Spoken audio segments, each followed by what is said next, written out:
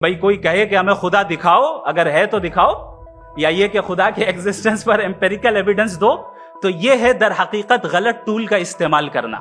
ये ऐसा ही है कि जावेद साहब मुझसे ये मुतालबा करें कि मुफ्ती साहब आप मेटल डिटेक्टर के जरिए प्लास्टिक डिटेक्ट करके दिखाएं।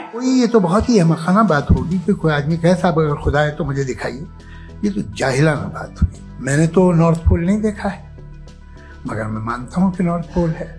अगर आज हमारे जावेद अख्तर साहब ऐसी कोई अकली दलील और लॉजिकल एविडेंस दें खुदा के ना होने पर जो डेफिनेट भी हो, तो मैं ये ऐलान करता हूं कि यकीनन मैं उस एविडेंस को कबूल करूंगा और उस पर गौर करूंगा। जो मजहब मांगता है आपसे, हर मजहब फेथ मांगता। फेथ का मतलब यह है कि ना कोई गवाह हो, ना कोई सबूत हो, ना कोई रैशनल हो, ना कोई लॉजिक हो, ना कोई प्रूफ हो, मगर तुम एक बात को मानो। ऐसा आइलैंड जहां पे हमसे पहले कोई कभी नहीं गया, चलते चलते आपके सामने अचानक आपने देखा एक पिंक कलर की बॉल पड़ी हुई है। सबसे पहला सवाल आपके जहन में क्या आएगा कि ये बॉल यहां क्यों आई, कैसे आई, ये पिंक कलर की ही क्यों है, कोई और कलर भी हो सकता था। नेचुरली आप इस तरफ पहुंचेंगे कि कोई ना कोई है जिसने इन स्पेसिफिक प्रॉपर्टीज के साथ इस बॉल को बनाया है और यहां पे रखा है। हर मजहब आपसे एक चीज मांगता है, फेथ। ये फेथ क्या चीज होती है? दुनिया का हर मजहब फेथ पे टिका है, और फेथ का मतलब है एक ऐसा यकीन जिसका कोई सबूत, कोई गवाह, कोई रैशनल नहीं। सारे मजहब सब जानते हैं ये दुनिया कैसे बनी थी, कैसे मिटेगी, मरने के बाद क्या होगा, इनको सब इल्म है।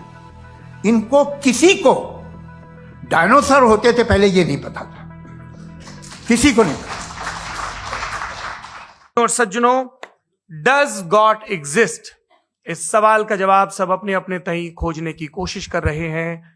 कोई इसको गॉड डैम पार्टिकल की खोज बताता है, कोई गॉड पार्टिकल की खोज बताता है, कोई हिग्स बोसान की खोज बताता है, कोई ये सवाल जवाब तलाशने की कोशिश करता है कि मास एग्जिस्टेंस में आखिर आया कैसे, हुआ क्या था, सृष्टि के पहले, समय के पहले क्या था। और कोई ये कहता है कि ये सारी खोजें जिस मस्तिष्क में हो रही हैं प्रकृति के क्रम में, वो कैसे विकसित हुआ।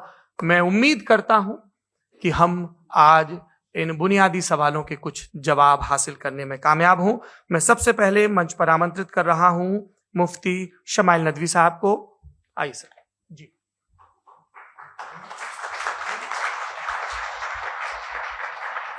तमाम तारीफें उस क्रिएटर के लिए जिसने इस यूनिवर्स को एक मकसद के तहत पैदा किया है। रिस्पेक्टेड जनाब जावेद अख्तर साहब, मिस्टर सौरभ द्विवेदी और respected audience, thank you all for being here today. आज की डिबेट में चूंकि हम बात करने वाले हैं डज गॉड एग्जिस्ट के टॉपिक पर, तो ये एक ऐसा टॉपिक है जिसके मुताल्लिक कोई भी डिसीजन लेने के लिए अलग अलग स्टैंडर्ड्स हो सकते हैं।